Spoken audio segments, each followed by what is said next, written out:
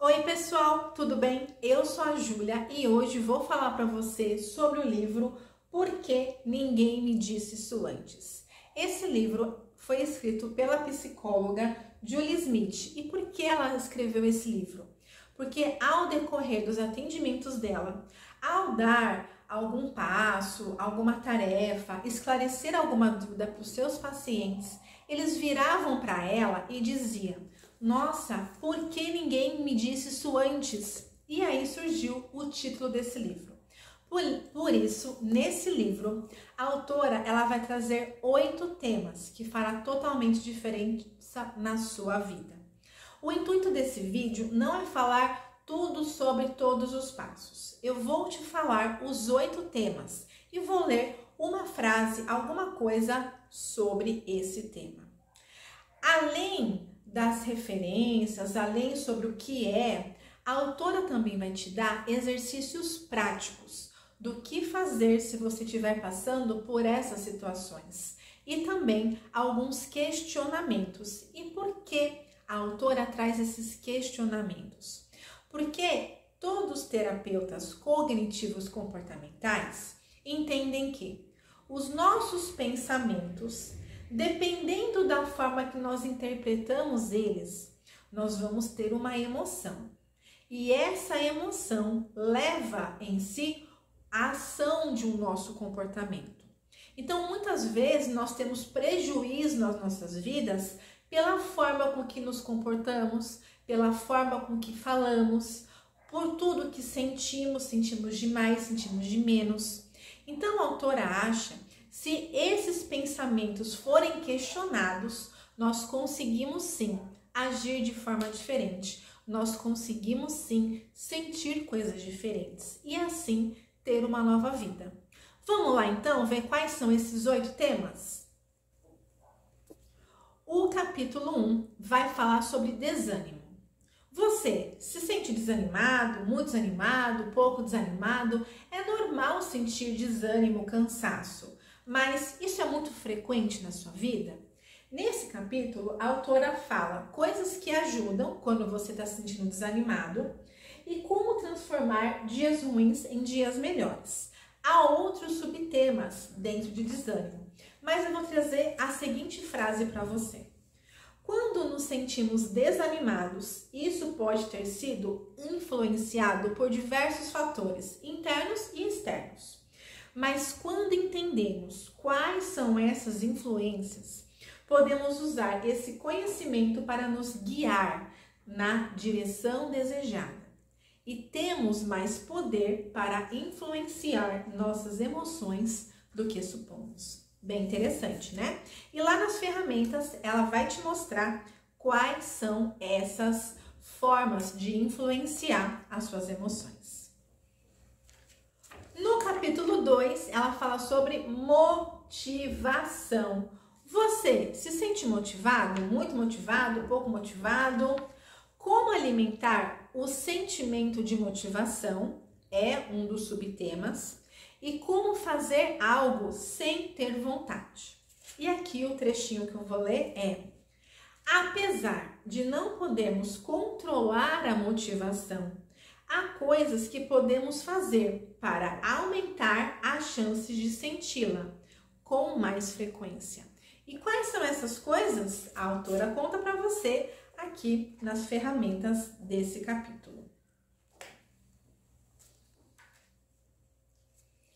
No terceiro capítulo, vamos falar sobre a dor emocional. E um dos subtemas é: não quero mais sofrer. E quem quer sofrer? Ninguém quer sofrer. Mas nesse capítulo, ela vai te mostrar qual é a função do sofrimento. Porque sofrer faz parte e até mesmo é bom. E como apoiar alguém que está sofrendo. E aí, eu vou ler para vocês algo muito importante sobre esse tema. Longe de mandar as emoções embora, na terapia você aprende a modificar a sua relação com elas, a acolher todos os sentimentos, a direcionar atenção a elas e vê-las tais como são, e agir de maneira que as influenciem a alterarem a sua intensidade. Então o sentimento, ele é real, você está sentindo ele, mas qual a intensidade e como você vai se comportar diante dele é o pulo do gato. As emoções são as tentativas que o cérebro faz de explicar e dar sentido ao que acontece no seu mundo, no seu corpo. E isso é muito importante. Já no 5º capítulo, vamos falar sobre o luto. O luto não é somente quando uma pessoa morreu. Claro, quando uma pessoa morre, você passa por um luto. Mas quando você perde um emprego, quando você perde um amigo, quando você perde um relacionamento, você também passa pelo luto. E é muito comum nós vermos os capítulos dos livros, em outros vídeos, quais são as etapas do luto. Mas aqui nesse capítulo, além das etapas, você vai encontrar as tarefas do luto. E eu vou ler para você as 4 tarefas do luto que a Julie recomenda. Primeira, encontrar alguma aceitação na nova realidade, depois da perda. 2, elaborar a dor da perda. 3, adaptar-se a um novo contexto no qual o ente querido já não está presente. 4, encontrar um modo de manter a ligação com ele de uma nova maneira, ao mesmo tempo participando da vida hoje, como ela é. Agora, esse capítulo é muito, muito importante. Eu creio que muitas pessoas buscam terapia por conta disso. Sobre duvidar de si mesma. E ele vai tratar de vários aspectos. Como lidar com as críticas e desaprovações, a chave para construir autoconfiança. E olha só o trecho que eu vou ler da compulsão de agradar. A compulsão de agradar é um padrão de comportamento em que o indivíduo coloca sistematicamente os outros acima dele, inclusive em detrimento da sua saúde e do seu bem-estar. Isso pode nos deixar com a sensação de sermos incapazes de expressar nossas necessidades, nossas preferências e antipatias, e incapazes de estabelecer limites ou até nos mantermos em segurança. Então, quantas pessoas que você conhece, quantas pessoas você já viu e até mesmo você, quantas vezes você não disse o que você realmente achava, pois teve medo de ser excluído, teve medo de ser criticado, teve medo de ser cancelado? Quantas vezes?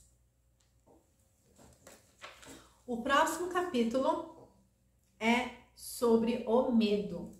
É claro que o medo, ele é importante, porque na nossa espécie, o medo, ele garante a nossa sobrevivência. Mas, olha só essa citação. O cérebro aprende como um cientista. Toda vez que tem uma experiência positiva ou negativa, ele a registra como comprovação de suas crenças. Quando você evita algo que teme, nunca dá ao seu cérebro a oportunidade de desenvolver provas de que você é capaz de passar por isso e sobreviver. Nesse capítulo, ele não fala para você sair fazendo coisas perigosas, não. Ele fala o quê? Muitas vezes as pessoas paralisam as suas vidas. Muitas vezes elas deixam de conquistar alguma coisa e por medo. Medo de ir numa entrevista de emprego, medo de fazer uma apresentação, medo de conversar com a pessoa com que você está apaixonado, está paquerando. E por que isso é ruim? Porque todos nós sentimos esse medo. É normal. A diferença é que alguns agem com medo mesmo e outros não. É claro que você tem que agir com segurança. Mas se você fizer uma apresentação, qual é o pior que pode acontecer? Se você for numa entrevista de emprego, qual que é o pior que pode acontecer? Se você for falar com aquela pessoa qual é o pior que pode acontecer? Alguma dessas 3 coisas coloca a sua vida em risco? Então, por que não tentar? Mesmo com medo. Penúltimo capítulo, sobre o estresse. Aqui ele vai falar quando sua mão gela, seu coração dispara, você começa a suar. Por que você está sentindo tudo isso? Ele explica fisiologicamente o que está acontecendo no seu corpo e também como o estresse ele é importante para a nossa sobrevivência.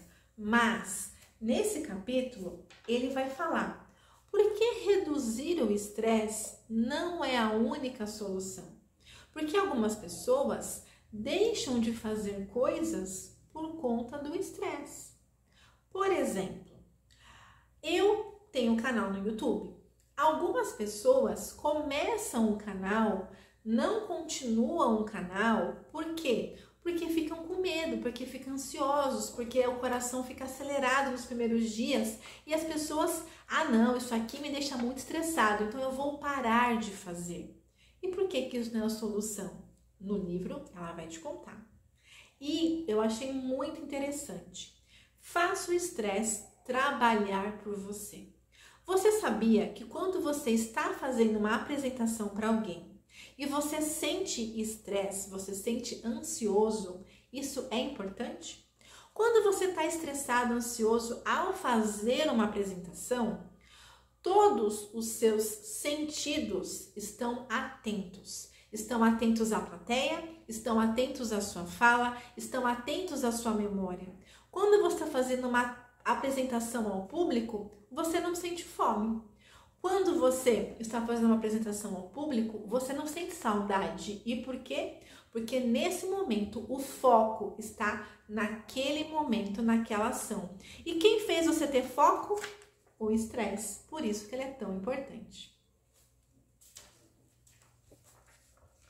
E o último é sobre ter uma vida significativa.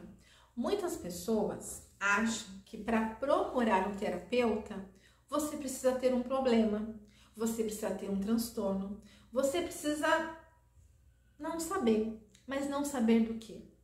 Muitas pessoas não consideram que têm uma vida significativa, não consideram que são felizes. E essas pessoas podem sim procurar a terapeuta, porque ela vai te auxiliar nessa jornada. Algumas pessoas começam a terapia por se sentirem perdidas na vida. Não conseguem apontar um problema específico, mas sabem que não estão se sentindo bem. É difícil se empolgarem com algo ou se empenharem nas tarefas com verdadeiras estratégias ou entusiasmos. Para começo de conversa, elas não sabem ao certo que objetivos estabelecer, nem sabem se algum deles vale a pena. E aqui é o que é muito importante. A terapeuta ela vai avaliar com você quais são os seus valores. Por que é tão difícil você escolher alguma coisa?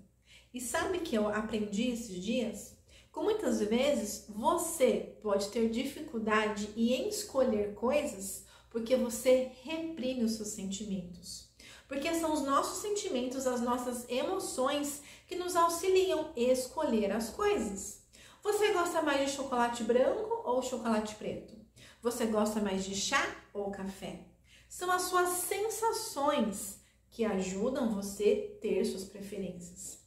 Mas quando você reprime as suas emoções, quando você reprime os seus sentimentos, você reprime todos os sentimentos.